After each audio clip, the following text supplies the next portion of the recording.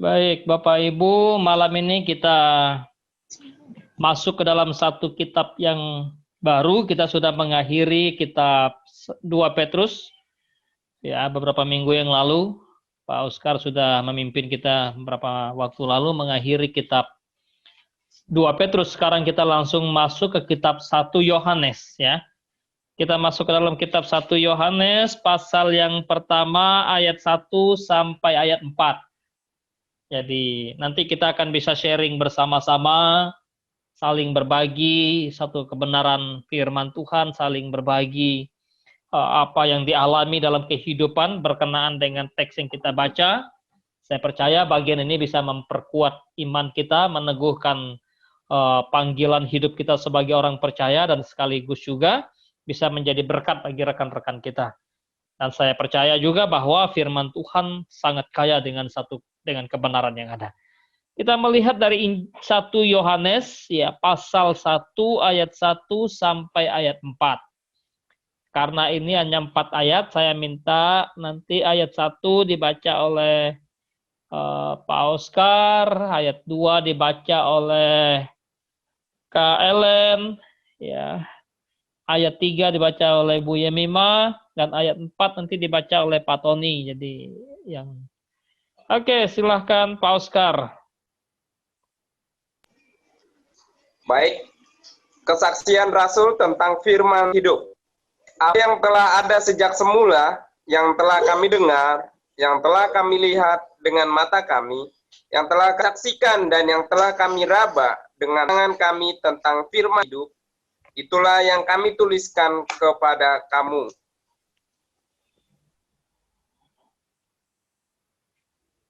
Suaranya Kak Ellen. Oke. Hidup itu telah dinyatakan dan kami telah melihatnya, dan sekarang kami bersaksi dan memberitakan kepada kamu tentang hidup kekal yang ada bersama-sama dengan Bapa dan yang telah dinyatakan kepada kami. Apa yang telah kami lihat dan yang telah kami dengar itu, kami beritakan kepada kamu juga, supaya kamu pun beroleh persekutuan dengan kami. Dan persekutuan kami adalah persekutuan dengan Bapa dan dengan Anaknya Yesus Kristus. Dan semuanya ini kami tuliskan kepada kamu, supaya sukacita kami menjadi sempurna.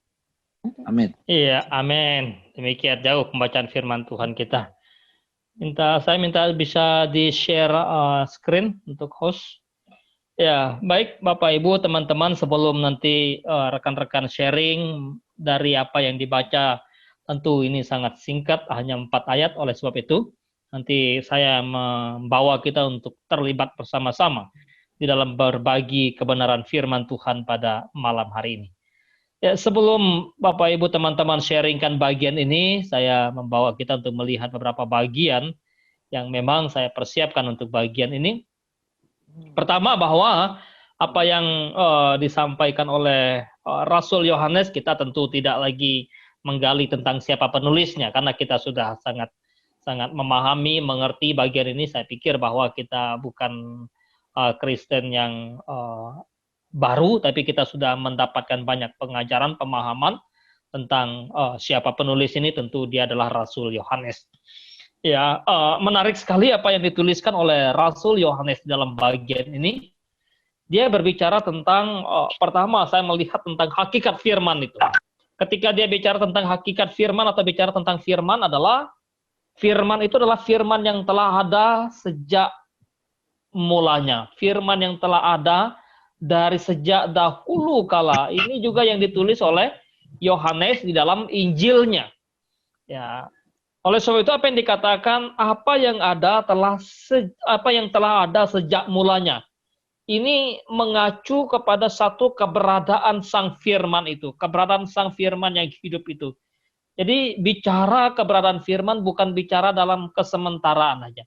Bukan bicara tentang bahwa dia baru ada, tetapi bicara tentang sang firman, bicara tentang firman di sini berarti menunjuk kepada Kristus, firman yang hidup itu. Oleh sebab itu ini sangat selaras dengan tulisan Yohanes di dalam Injilnya pasal yang pertama, pada mula Ini adalah firman, firman itu bersama-sama dengan Allah, dan firman itu adalah Allah. Nah, kemudian kalau kita melihat lagi kepada satu rujukan yang lain atau referensi yang lain, bicara tentang pada mulanya mengacu kepada Kejadian pasal yang pertama. Pada mulanya Allah menciptakan langit dan bumi. Artinya bahwa dia memang tidak berawal, ya, atau dikatakan bahwa dia ada sejak kekal dan juga akan ada sampai kekal. Hal yang kedua yang kemudian disampaikan oleh penulis Rasul Yohanes dalam bagian ini, bicara tentang hakikat firman, bukan saja bicara tentang keberadaannya yang sudah ada sejak semulanya, tetapi juga hakikat firman adalah dia hidup, ya, dia hidup di dalam dunia, di dalam kesementaraan ketika dia mengambil rupa menjadi manusia. Ya, firman itu hidup bersama-sama dengan para murid. Sehingga di dalam bagian ini Yohanes mengatakan bagaimana kami merasakannya, kami berinteraksi dengan dia, kemudian kami bisa menjamahnya, kami bisa mendengarkan dia waktu berbicara, dan bahkan dalam konteks ini Yohanes barangkali mengatakan kami hidup bersama-sama dengan dia sebagaimana kita hidup satu dengan yang lain.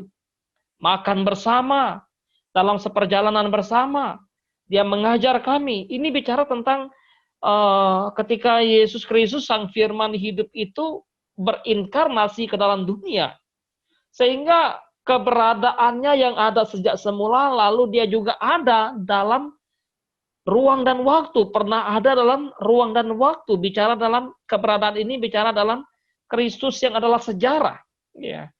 Dia telah bersama-sama dengan para murid, telah bersama-sama dengan Yohanes dan kawan-kawannya, dan tentu juga orang-orang lain yang hidup pada zaman Yesus Kristus hidup tentu menyatakan atau menikmati hal ini juga. Oleh sebab itu tidak dipungkiri tentang Yesus Kristus, artinya bahwa kita tidak perlu lagi menyangkali akan keberadaan Kristus. Bukan saja keberadaan yang kekal, tapi juga keberadaannya yang pernah ada di dalam dunia. Hal yang ketiga yang disampaikan oleh Rasul Yohanes bicara tentang hakikat firman adalah firman itu telah menyatakan diri. Ya, dia kemudian yang telah menyatakan diri, dia juga yang menyatakan kehidupan. Dengan demikian maka firman itu adalah firman yang hidup tadi. Ya, jadi sangat berkait satu dengan yang lain. Dia yang mewahyukan kehidupan, dia yang memberikan kehidupan. Tanpa firman yang hidup ini, maka tidak akan pernah ada yang namanya kehidupan. Ya, artinya bahwa kalau dalam Injil Yohanes pasal yang pertama, segala sesuatu dijadikan oleh dia, dan tanpa dia tidak ada sesuatu yang telah dijadikan. Kalau Rasul Paulus menyatakan Yesus Kristus atau firman ini adalah pencipta, maka dengan demikian terlepas daripada firman, terpisah daripada firman ini, maka manusia sebetulnya tidak hidup. Nah, ini sangat kita bisa pahami, sangat bisa kita mengerti kalau kita mau mempelajari bagian ini, mendalam bagian ini, lalu kita komparasi dengan Injil Yohanes pasal yang ke-15 tentang perumpamaan pokok anggur. Ya.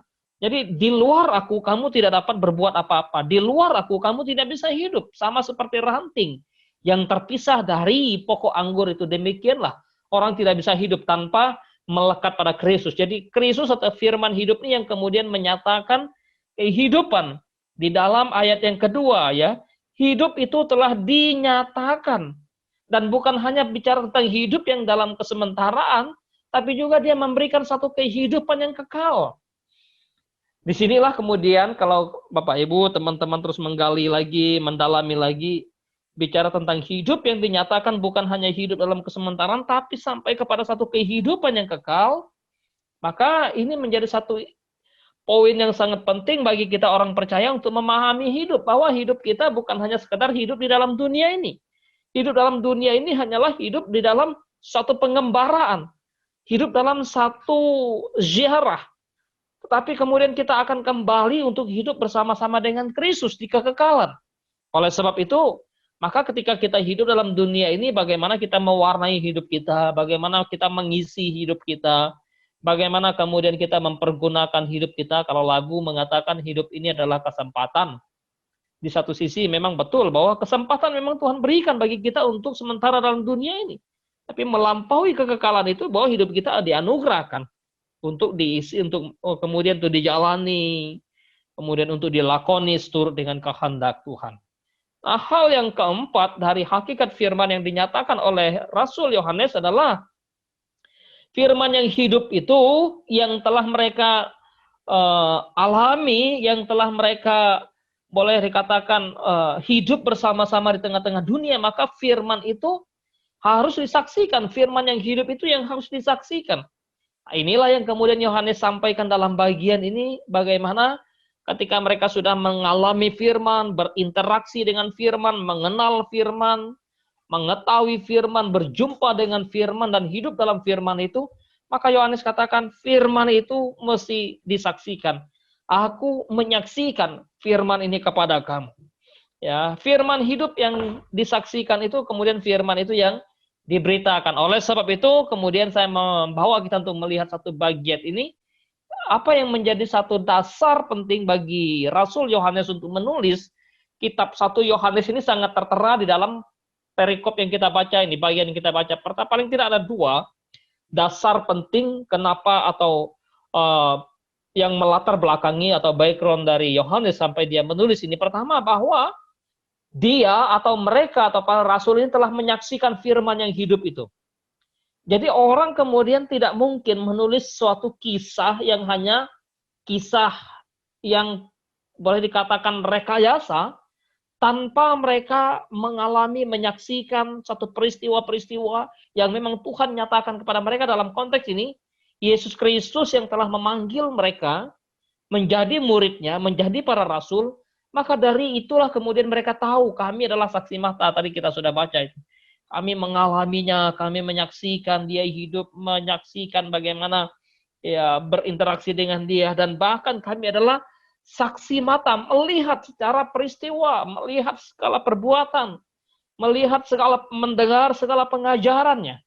Nah, hal-hal yang demikianlah yang kemudian dituliskan oleh Rasul Yohanes dalam bagian ini, sehingga ini menjadi sesuatu yang sangat penting untuk kita pikirkan, untuk kita perhatikan, bahwa Alkitab itu sangat bisa dipertanggungjawabkan. Bukan satu kisah yang memang seperti orang katakan, wah kisah yang omong kosong, kisah yang memang tidak berdasar. Tidak. Justru Alkitab ini sangat bisa dipertanggungjawabkan dalam kehidupan, baik secara sejarah maupun dalam kehidupan keimanan. Ya, sehingga kenapa Tuhan memakai manusia untuk menulis, memakai para rasul, karena memang yang memerlukan firman ini para rasul perlu berinteraksi dengan manusia-manusia yang lain. Dan inilah yang kemudian menjadi dasar bagi Yohanes untuk menuliskan tentang kesaksian atau Yesus Kristus yang hidup, yang telah menyelamatkan manusia yang telah mati, bangkit dan naik ke surga. Nah, itu bisa kita temukan di dalam ayat yang kedua dan ayat ketiga di situ ya. Jadi kemudian hal yang kedua yang menjadi dasar bagi Yohanes untuk menuliskan bagian ini, dia bukan saja sudah menyaksikan satu peristiwa, satu perbuatan karya dari Kristus sehingga kemudian dia menulis dan menyaksikan bagian ini, tapi juga dia merasakan satu sukacita yang penuh. Ketika mereka sudah hidup dalam Kristus, melayani Kristus, mendengar, menyaksikan Kristus, mendapatkan satu pengajaran Kristus, maka mereka tergugah ya, dengan satu sukacita yang limpah. Oleh sebab itu, itulah yang mendorong Yohanes kenapa dia mesti menuliskan bagian ini. Sesuatu yang baik, sesuatu yang benar, sesuatu yang membuat kita bersukacita, sesuatu yang membuat kita gembira, tentu kita dengan senang hati untuk membagikan kepada orang lain, sharingkan kepada orang lain.